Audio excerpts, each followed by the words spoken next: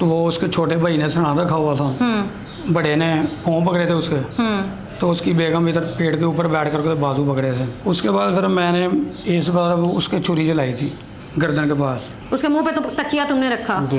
अच्छा, और ये क्या कर रहा था उस वक्त में? इन्हें लता बढ़िया से। जब तुम उसको कत्ल करने का सोच रही थी या अपने भाइयों को बोल रही थी, तब तुमने सोचा था अपने बच्चों के बारे में? नहीं। टेक्नोलॉजी की वजह से ही हम वहाँ तक 36 घंटे में वहाँ तक पहुँच गए।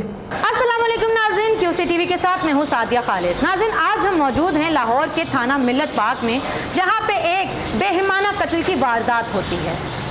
इस वारदात में कातिला है एक बीवी, जिसने कत्ल किया है अपने शौहर को अपने भाइयों के साथ मिलकर। आखिर क्या वजह बनी कि एक बीवी ने अपने शौहर को अपने भाइयों के साथ मिलकर कत्ल कर दिया? कत्ल के मुहर्रिकात क्या थे, हालात क्या थे? आज की वीडियो में हम इसी बारे में जानेंगे। तो आइए आपकी मुलाकात मरकजी मुल्जिमान और तफ्तीशी अफसर से करवाते हैं और इस केस के बारे में पूरी तरह से जानते हैं। जी नाज़रीन, हमारे साथ मौजूद हैं इस केस की तफ्तीश करने वाले तफ्तीशी ऑफिसर मोहम्मद अशरफ साहब। आइए ज़रा उनसे बात करते हैं और जानते हैं इस केस की तफसील। अस्सलाम वालेकुम सर। वालेकुम सलाम। सर, ज़रा बताइएगा हमारे देखने वालों को कि ये वाक़या किस तरह रोनुमा हुआ और आपको कैसे पता चला इस लाश के बारे में? जी 18/2023 को 15 पे कॉल हुई थी कि वहाँ पे एक गठरी बंधी हुई पड़ी हुई है जिसमें वो मशकूक है। तो वहाँ हम पहुँचे हैं तो देखा तो उसमें हमें महसूस हुआ कि कोई ऐसी शायद ये डेड बॉडी, इसमें कोई आदमी की या कोई मर्द या औरत की लाश है। तो हमने SOP के मुताबिक PFS लेबार्ट्री वालों को फ़ोन किया, क्योंकि जब तक ऐसी को मशकूक को पहुँचे तो वो ही आके उनको पहले उसका मुआयना करते हैं, उसके बाद हम अपना जो कार्रवाई शुरू करते हैं। तो उन्होंने बताया कि हम सुबह 6-7 बजे पहुँचेंगे इधर, हम शेखुपुरे हैं, वो वहाँ मर्डर हुआ। तो उधर अपने जो थे क्राइम सीन यूनिट हमारी पुलिस का वो भी पहुँच गए और वो PFS वाले भी पहुँचे। उन्होंने आके सुबह गठरी को काटा, जब देखा तो उसमें एक मर्द की नाश थी जिसकी उम्र तकरीबन 32-33 साल के करीब थी। अच्छा। तो उन्होंने अपने जो था उनका SOP के मुताबिक जो काम था, उन्होंने वो फिंगरप्रिंट लिए और वो जो चीज़ें लेनी थी वो ली और वो चले गए। हमने जो हमारी कार्रवाई थी उसको कार्रवाई के मुताबिक हमने उसको जनरल अस्पताल पहुँचाया। इसमें नामालूम था, ना ही उसके कोई कागज़ मिला, ना कोई शनाख्ती कार्ड था। चेहरे पे गला कटा हुआ था उसका और सीने पे भी 2 छुरियों के निशान थे और उसके बाद उसके मुंह पे भी ऐसा महसूस होता था जैसे पेट्रोल छिड़क कर आग लगाई हुई है। पेट्रोल छिड़क के आग लगाई गई थी? चेहरे अच्छा। को भी, चेहरे पर भी ऐसे महसूस था क्योंकि चेहरा काला हुआ था। उन्होंने डेड बॉडी उठा के जो है जनरल अस्पताल पोस्टमार्टम के लिए जमा करवा दी। उसके बाद हमने अपनी कार्रवाई शुरू की कि उसके जो इश्तिहार शुरू होगा अखबार में दिया और मुख्तलिफ़ जगह पे छपा के कचहरी वगैरह और स्कूलों और मदरसों में वहाँ मुख्तलिफ़ जगह पर लगाए कि इसके कोई वारस जो हमें मिल जाएं। तो उसके बाद हमने ये भी किया कि अपना सेफ सिटी के पास कैमरे जो चेक किए, वहाँ कैमरा लगा हुआ था सेफ सिटी का। वहाँ जाके जो जब चेक किया तो उसमें पहले तो हम 18 से लेके आगे तक चले, वो उसमें कोई चीज़ें मिली। फिर हमने सोचा कि पीछे कुछ जाएं क्योंकि डेड बॉडी उसकी कोई ख़राब थी। जब हमने 17 तारीख का कैमरा चेक किया, ये तो 18 की रात को 17 और 18 की रात 2 बजे कॉल थी ना, लेकिन जब हमने पीछे देखा तो कैमरा पहले वो चेक किया उस टाइम से, लेकिन हमें कोई चीज़ नहीं मिली। जब हम पीछे आके देखा कि पिछली डेट से देखते हैं तो 17 तारीख को वो मिल गया हमें।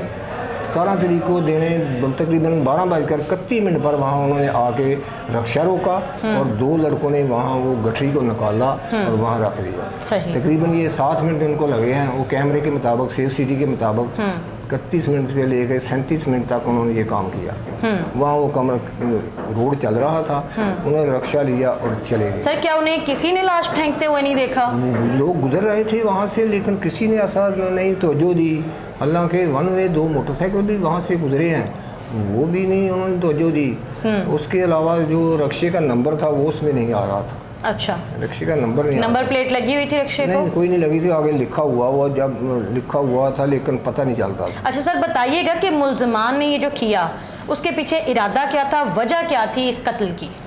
मुलजमान का ये साबित हुआ कि मुलजमान ने इकरार किया कि जो एक जवेद मसीह है ना, वो 3, 4, 5, 6 साल से उनके घर रह रहा था।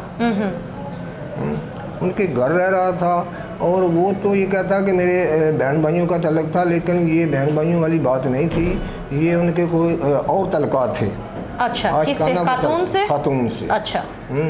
क्योंकि वो जो जिसको कत्ल किया उसने, वो उधर घर छोड़ के इधर आ गया था, तो उन्होंने ये सोचा होगा कि ये तो हमारे सर पे आके बैठ गया। छोटी मोटी नाराज़गी होगी पहले, ये तो घरों में बातें होती रहती हैं, लेकिन उन्होंने ये सोचा कि ये तो हमारे घर आके बैठ गया और हमारी निगरानी करेगा और उसको निकालेगा। इस वजह से उन्होंने ये तकरीबन काम किया। उस वजह से सर ये बताइएगा कि आप मुलजमान तक कैसे पहुँचे? मुलजमान तक इस तरीके से हम पहुँचे हैं कि एसपी इकबाल टाउन इन्वेस्टिगेशन ने एक हमारी टीम बनाई थी। उससे हम काफ़ी तलाश ये चीज़ें जो हमें मिली हैं, वो रक्षा जो सेफ सिटी का कैमरे से हमें बाबू साबू और शेराकोट से तक जाता हुआ वापस नज़र आता, उसके बाद आगे पता नहीं चलता था। कुछ क्राइम सीन यूनिट को जो हमने फिंगरप्रिंट इधर से लेके दिए थे, उनके करवाए थे मकतूल के, वो नादरा को भिजवाए गए। वहाँ से उनके जो ना वो फिंगरप्रिंट हमें मिल गए, डेटा उससे निकला कि कौन है पास है। फिर हमने उससे वजह से हमने आगे चलना शुरू कर दिया। जब हमने आगे चलना शुरू कर दिया, एक हमारी टीम थी, तो हमने उनसे आगे चलना शुरू किया, तो हमने यहाँ तकरीबन ये टेक्नोलॉजी की वजह से ही हम वहाँ तक 36 घंटे में वहाँ तक पहुँच गए। यानी आपको ये केस हल करने में 36 घंटे लगे? 36 घंटे में जब हमें वो कुछ चीज़ें मसूल हुई हैं, तो वो हम टेक्नोलॉजी की वजह से हम 36 घंटे से तक उनका तक पहुँच गए मुलजमान तक, और मुलजमान को गिरफ्तार कर लिया। सही। सर लास्ट में बताइएगा कि मुलजमान के नाम क्या है और इनका मकतूल से रिश्ता क्या है?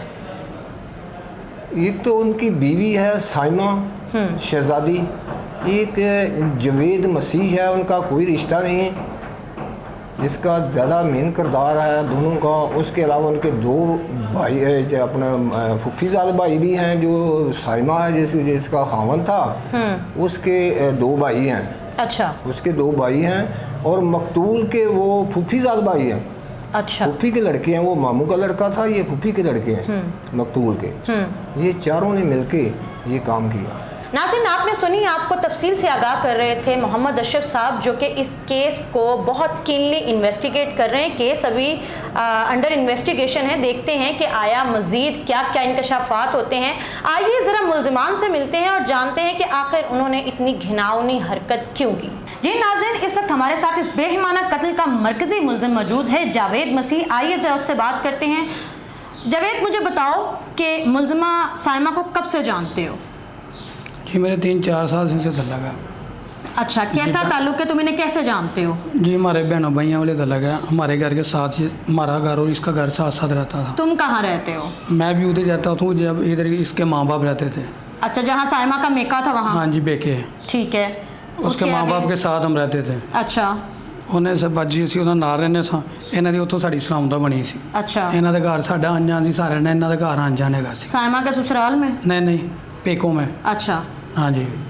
अच्छा, मुझे ये बताओ कि तो तुम्हारा साइमा तो ससुराल होती थी अपने, तो उसके घर में तुम्हारा आना जाना कैसे हुआ? तुम्हारा तो जो मिलना मिलाना उसके पेके घर के साथ था ना, उसके मैके के साथ था। बिल्कुल। तुम साइमा के घर जो ससुराल घर है वहाँ कैसे पहुँचते थे? वहाँ तुम्हारा किस नाते से आना जाना था? नहीं मैं उसके घर किसी लालच में नहीं आता भाजी, किसी लालच में कोई गालने के बाद नहीं। बेगा घर से मैं रिक्शा ड्राइवर हूँ, मेरा रिक्शे में पेट्रोल डाल के मेरे नाल जाते होंगे हाँ। अच्छा। इन्हें मैं लैके भी जाना सा, लैके भी आ जाना सा किसी वेले। अच्छा।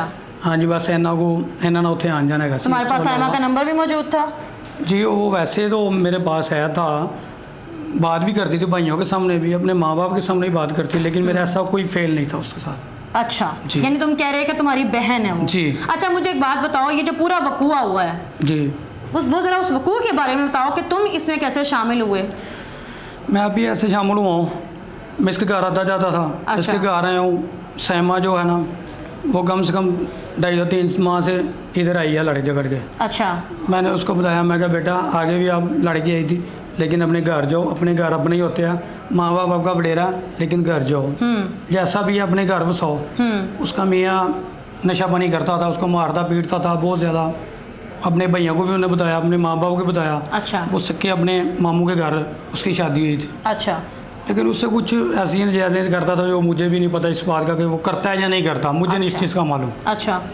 लेकिन जब इधर आया ना ससुराल, उसने को थोड़े से पैसे देने थे अपने, सियालकोट में को 2-2.5 लाख रुपया, वो उसने अपना मकान उधर बेच दिया। ये इधर आई बेके के घर, तो उसने मकान उधर बेच के कुछ पैसे उधर दे दिए, तो लाख रुपये इधर लेकर आया, उसमें को किराया वगैरह ले दे के इधर आ गया। लेकिन तो आके ससुराल में किया कि मैं आके अपना मकान बेच दिता जी, यह समान मेरे बेकिया ने नहीं रखा, यह समान हम तुसी रखो, तो मजीद मैं हुण इत्थे ही रहना चाहना वहाँ। अच्छा, मुझे एक बात बताओ, ये जो तुम जिस लड़ाई का जिक्र कर रहे हो, पहली बार ये लड़ाई हुई थी कि इससे पहले भी लड़ाइयाँ होती थी साइमा की? अभी मेरे इन्ना से 4-5 साल तो अलग है ने, ये कम से कम आज तो तकरीबन कोई 2 साल तो पहला ना, 2 साल उस तो पहला, एक 1.5-2 साल पहले भी रह के गई थे इन्होंने उदों ये लड़ाई झगड़े सन। और तब लड़ाई की वजह क्या थी? वो यही खर्चे की नहीं, खाने पीने की नहीं, लेने देने की नहीं। अच्छा। वो घर वालों को, ससुराल वालों को कुछ समझते नहीं था, कुछ भी नहीं समझता था, क्योंकि ये तो मेरा खुदा हुआ, मैंने गुनाह किया इन लोगों के साथ मिलकर। लेकिन जो बात हकीकत है मैं वो आपको बता। साइमा तुमसे अपनी ज़ाती बातों का जिक्र करती थी, अपने जो झगड़े हैं अपनिया के साथ या ज़ाती हालात उनका जिक्र करती थी? वो हमारे साथ भी करती थी, और लेकिन अपने भाइयों के साथ भी करती थी। लेकिन कि मेरा वो ऐसा उसने कोई तामन है नहीं, वो मेरी बहन है, जिंदगी में वो तो मैं खेल रहा हूँ, मैं उसका नाम क्यों बदनाम करूँ? नहीं, मेरी भी एक बेटी है जी। एक बेटी है, ये तुम्हें पता है, तो फिर तुमने ये जो कत्ल जैसा घिनौना काम किया है, अब उस बेटी को कौन पूछेगा? कोई उससे शादी करेगा? ऐसे ही है। कैसे उसको कत्ल किया? वो हम चारों के हमारी बात हुई थी, चार ही हम अंदर गए थे, उसमें हमला हमने किया। सोए हुए पे? हाँ जी, सोए पे। कुछ अच्छा। नहीं खवाया, कुछ नहीं पिलाया, क्योंकि वो आगे नशा पानी करता था। तो जब हम चारे अंदर गुजरे हैं, तो वो उसके छोटे भाई ने सना रखा हुआ था, बड़े ने पाँव पकड़े थे उसके, तो उसकी बेगम इधर पेड़ के ऊपर बैठ करके बाजू पकड़े थे कि वो सांस उसका रुक जाए। हाँ जी। अच्छा, रुक गया सांस, उसकी मौत हो गई, उसके बाद क्या किया? उसके बाद फिर मैंने इस बार उसके छुरी चलाई थी गर्दन के पास। तुम में इतनी हिम्मत कैसे आ गई? तुमने एक, वो जिंदा होता या मुर्दा इंसान था, तुमने कभी इससे पहले कोई ऐसी हरकत की नहीं, है? ऐसा नहीं कभी किया। छुरी कहाँ से आई तुम्हारे पास इतनी बड़ी? वो बकर मंडी से ना बिकतियाँ थी, वो मुर्गियाँ वाली, हाँ। वो लेकर गया था फिर मैं। अच्छा, मुझे एक बात बताओ, वो मर गया, तुमने उसको छुरी से ज़िबा कर दिया, उसके बाद क्या किया? उसके बाद सब वासी हमने उसको तोड़े में डाला। अच्छा। तोड़े में डाल के अपने रिक्शे में डाला मैंने, रिक्शे में डाल के इधर बाहर आ गए। साइमा के माँ बाप कहाँ थे? साइमा के बाकी घर वाले कहाँ थे? मेके वाले कहाँ थे? भाई तो ये तो लोग उसके साथ मिलके करते, बाकी लोग कहाँ थे? वो सब सोए थे बाहर। साइमा के बच्चे किधर थे? वो भी सब सोए थे, किसी को पता नहीं चला? किसी को आवाज भी नहीं गई? किसी को भी पता नहीं चला। आइए जरा कत्ल के बाकी मुल्जिमान से मिलते हैं और जानते हैं कि आखिर उन्होंने ये सब क्यों किया। जी नाज़रीन, हमारे साथ इस कत्ल के बाकी मुल्जिमान मौजूद हैं। तुम्हारा नाम क्या है? आसम। और तुम्हारा क्या नाम है? इफ्तिखार। इफ्तिखार। तुम बड़े भाई हो साइमा के या तुम बड़े भाई हो? ये बड़ा है इफ्तिखार। अच्छा, मुझे एक बात बताओ, ये तुम्हारी बहन जो है उसको तुमने अपने हाथ से बेवा किया है, अपने बहनोई को कत्ल करके, क्यों? वजह क्या बनी? इफ्तिखार बताओ। मैडम वजह कोई नहीं, सिर्फ एक किसी मारदा कुटदा, नशा करके आना, मारना कुटना, खर्चा वगैरह नहीं देना, बच्चों को जलील करना। ठीक है, जे अगर ये घर खाण पीन को कुछ नहीं सी हुंदा तो बच्चे लीला लैंदे सन। जे अगर दादके नाल जांदे हन तो दादके ठोकरा मारदे सन कि मंगते आ गए ने। ठीक है, कहिए कि नस्ल उन्हां दी साडा कुछ नहीं सी, साडी की एक भैन सी सिर्फ, या भणवैया सी ये। ठीक है। अच्छा, मुझे एक बात बताओ, मैंने सुनने में आया कि तुम्हारा रिश्तेदार था जो मकतूल अजमत है। हाँ जी। क्या रिश्ता था तुम्हारा? मेरा मामे का बेटा सी। मामू का बेटा था जी। जब तुम लोगों ने अपनी बहन की शादी उस घर में की थी तो तब नहीं तुम लोगों को पता था कि ये नशा करता है? लेकिन नशा करता सी उस टाइम बाहर तो बाहर करता सी, लेकिन जाहिर कोई नहीं सी। तुम लोगों ने अपनी बहन को तलाक क्यों नहीं दिलवा दी? अगर इतने ही बुरे हालात थे तो तलाक भी तो एक ऑप्शन था। तलाक ऑप्शन मैडम जरूर सी, लेकिन उन्होंने तलाक ना दे रहे सन, सुलहमंदी च आंदे सन। ठीक है, अज को आ गया वे, अज कल को होर आ गया वे, अपनी जिम्मेदारी तो इथों लैके चले जाना, अगे जाके उनकी केयर कोई नहीं है। कौन आता था मनाने के लिए? ठीक है, को मामिया चो आई जाता रहा, को मासी चो आई जाता रहा वे। अच्छा आसिम, तुम बताओ, जब ये सारा वाकया हुआ उसके बाद तुम लोग कमरे में गए, तुमने क्या किया, ये क्या करा था उस वक्त में? पूरा जरा तफसील से आगाह करो। मारने की। क्या मारा, कैसे किया, तुमने क्या किया उस टाइम पे? उसका पाँव पकड़े, क्या किया? मैंने तकिया रखा था। उसके मुंह पे तो तकिया तुमने रखा? जी। अच्छा, और ये क्या कर रहा था उस वक्त में? इन्हें लता फड़ियाँ से। जब तुम लोग ये कर रहे थे तो वो सांस लेने की कोशिश में तड़प रहा था अजमत? जी। जब वो तड़प रहा था तो तुम लोग को तरस आया था उस पर? बस उस टाइम तो गलती हो गई मैडम। तरस आया था उस पर? तरस तो बस उस टाइम तो जरा तरस आना सी वही आया बस। कत्ल कर दिया तुमने, उसके बाद तुम लोग उसको रक्शे में डाला, फेंक के आ गए। उसके बाद तुम लोगों ने अपने आप को कैसे सोचा? तुम लोग को खौफ नहीं आया कि आप पकड़े जाएंगे? मैडम बहुत खौफ आया। क्या किया उस खौफ से निजात देने के लिए? पुलिस को जाके बताया कि हम ये गुनाह कर बैठे हैं? नहीं मैडम। क्यों नहीं बताया? बस मैडम यही कि बच जाएंगे, लेकिन बचना तो मुश्किल था। तुम लोग को लग रहा था कि तुम लोग ये इतना बड़ा जुर्म करने के बाद बच जाओगे? बस मैडम बचिया जाता ही नहीं है, कभी ना कभी तो फड़े ही जाना। तुम शादीशुदा हो? नहीं, कुंवारा हूँ मैं। ये शादीशुदा है? जी, ये शादीशुदा। कितने बच्चे हैं इसके? बच्चे कोई नहीं है। बच्चे नहीं हैं। तो इसकी बीवी का, तुम्हारी बहन का, बहन के बच्चों का मुस्तकबिल क्या है? तुम दोनों का मुस्तकबिल क्या है, मुझे ये बताओ। मैडम जो होना ये तो गलती हो गई बस। नाज़रीन, कहा जाता है कि जब भी किसी मुजरिम से पूछा जाए कि तुमने ये क्यों किया, तो पीछे बहाना नॉर्मली गुर्बत का होता है। गुर्बत बेशक एक ऐसी वजह है जिसकी वजह से इंसान कुछ भी करने को तैयार हो जाता है, लेकिन कोई भी वजह इतनी मजबूत नहीं हो सकती कि एक इंसान के कत्ल पे आपको मजबूर कर दे। यकीनन आप में कहीं ना कहीं वो बेहिसी पहले से मौजूद होती है। तुम्हारी बेटियां कितनी और तुम्हारे बेटे कितने हैं? 2 बेटियां 2 बेटे। बेटी की उम्र क्या है? 11 साल। अब मुझे एक बात बताओ, जो तुमने ये सब कुछ किया है, तुम तो जेल चली जाओगी। उनका बाप तुमने अपने हाथों से मार दिया, मरवा दिया। उन बच्चों का क्या बनेगा, ये सोचा तुमने? जब तुम उसको कत्ल करने का सोच रही थी या अपने भाइयों को बोल रही थी, तब तुमने सोचा था अपने बच्चों के बारे में? नहीं मैडम, नहीं सोचा। अब सोचती हो? जी मैडम, सोच रही नानी कोल मासी कोल, ਉਹਦੇ ਤੋਂ ਇਲਾਵਾ कुछ हुन सोचने का भी कोई फायदा नहीं। अच्छा, मुझे एक बात बताओ, जिस दिन तुम्हारा झगड़ा हुआ तुम्हारे घर में आके, तुम कितने टाइम से आके घर पे रह रही थी उस वक्त में? 3 महीने। क्यों आई थी? क्या वजह बनी थी इस बार घर लड़के आने की? झगड़ा होया ही मैडम, तो उन्हें क्या ही, मेरे शोर ने कहा ही कि अपनी मां को फोन कर तेन आके लाई है, मैं तेन रखना ही नहीं। अच्छा मैडम, उन्हें पापे फ़ोन करवाया। तुम सामान भी ले आई थी अपना, जहेज वगैरह का? नहीं मैडम, सिर्फ कपड़े लेके आई अपने बच्चे। अच्छा, 3 महीने से तुम यहाँ पे थी? जी। फिर ये जिस दिन झगड़ा हुआ उस दिन क्या वाक़या हुआ? उस दिन मैडम मेले तो गया, नशा करके आया। कौन से मेले पे? पता नहीं मैडम, इधर ही कोई मेला होया है। अच्छा। तो मैं क्या तू नशा करके आया, तू हुण सोच ला इत्थे आ गया। कहंदा अपने प्यो दे पल्लियों करके आया, तेरे प्यो दे पल्लियों करके आया। अच्छा। इस तरह मैं क्या घर दी चीज़ां दा कि जो नवां घर लैना उत्थे पैसों की जरूरत नहीं है, हर चीज़ पैसों की आंदी। मैडम गालियां देन लग गया उत्थे, फिर अच्छा। उन्हें मैनू मारिया। फिर मैं क्या नहीं सुधर सकदा है, इन्हूं जिन्ने मर्जी मौके दो, नहीं सुधर सकदा। कत्ल का क्यों सोचा? इतना ज़्यादा शिद्दत पसंदी से तुमने क्यों सोचा? और भाइयों को कैसे राज़ी किया?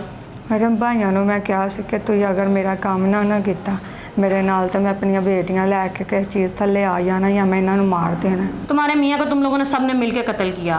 तुम्हारे एक भाई ने उसके सांस बंद किया तकिए से, दूसरे भाई ने उसके पाँव पकड़े, और जो तुम्हारा मुंह बोला भाई जवेद मसीह है, उसने गला काटा। तुम क्या कर रही थी उस वक्त में? मैंने बाजू पकड़े। तुमने बाजू पकड़े थे? तुम्हारे दिल में रहम नहीं आया, तरस नहीं आया उस वक्त में कि ये मेरे बच्चों का बाप है? नहीं मैडम। सोच आई थी कोई उस वक्त में? बाद च आई, पहला नहीं आई, गुस्सा आई पहला, नफरत ही दिल से, उस टाइम नहीं सोचा। जब वो फड़फड़ा रहा था सांस लेने के लिए, या जब उसके गले पे छुरी फिर रही थी, उस टाइम में तुम्हें तकलीफ हुई थी कि नहीं ये तो मेरा मियाँ गलत हो रहा है इसके साथ? उस टाइम ज़रा सा भी ख्याल आया था? जी मैडम। तब जब ख्याल आया था तो तब रोक देती है सारा कुछ, उसकी जान बच जाती। देर हो गई। बताओ क्या कहना चाहती हो देखने वालों को? गुस्सा हो चाहे जिन्ना मर्जी गिला हो, शिकवा हो, खुला लै लो, तलाक लै लो, लेकिन इंज दा काम नहीं करो, जिंदगी च न करो। औलाद तो भी मां बंदा दूर हो जाता, सारी दुनिया तो बुरा बन जाता है, धक्के अलहदा छित्तर अलहदा नहीं करना चाहिए मैडम। सही जी। नाज़रीन, हमारे साथ मौजूद थी मरकज़ी मुलजिमा साइमा शहज़ादी, जिनके शोहर को इनके भाई और इन्होंने खुद मिलके कत्ल किया है। नाज़रीन, आज के केस को अगर हम मद्देनज़र रखें तो एक बात हमारे सामने आती है कि गुस्सा अक्ल का दुश्मन है, सियाने ठीक ही कहते हैं। क्योंकि गुस्से में किए हुए फैसले कभी दुरुस्त साबित नहीं होते हैं और इनका जो इनाम निकलता है वो हमेशा नुकसान की सूरत में होता है। तो लिहाजा आप भी अपनी ज़िंदगी में अगर कभी कोई फैसला करें तो जज्बातियत और गुस्से से परहेज करें और ठंडे दिमाग से सोच समझ के करें। और अगर आपको खुद कुछ समझ नहीं आ रही तो किसी अक्लमंद सियाने से मशवरा ले लिया जाए, बजाय इसके कि एक कीमती जान का ज़िया करके ना सिर्फ उसको नुकसान दिया जाए बल्कि अपनी पूरी ज़िंदगी तबाह कर दी जाए। मिलते हैं अगली वीडियो में। आज की वीडियो के बारे में आपकी राय क्या है, कमेंट बॉक्स में राय का इजहार जरूर कीजिएगा। चैनल को सब्सक्राइब करके घंटी के निशान को दबाना ना भूलिएगा। सादिया खालिद को QC TV से आज के लिए इजाजत दीजिए।